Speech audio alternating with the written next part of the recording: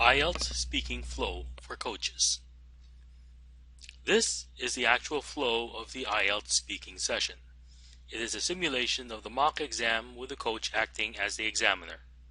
Coaches, please have a timer on hand. Do not give any feedback until the end of the exam.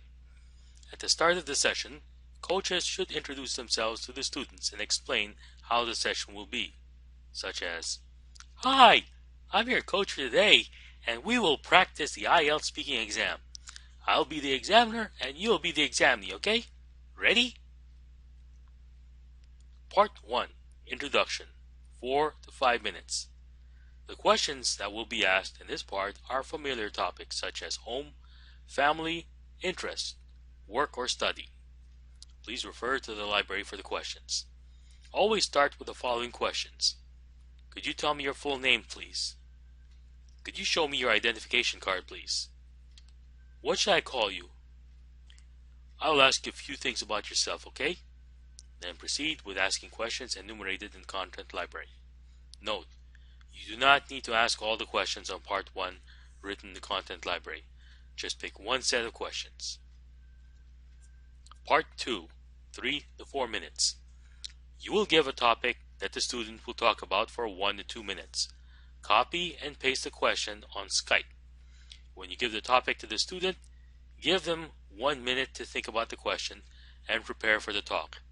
At the end of 2 minutes, ask a few questions about the talk. Say, "You have 1 minute to think about the topic and 2 minutes to discuss. Timer starts now." Part 3, 4 to 5 minutes. Discussion about the topic connected to Part 2. This part is more of a discussion of theoretical ideas. If the student was asked to describe a favorite subject in Part 2, then the topic in Part 3 could be something related to education. Please refer to the content library for questions.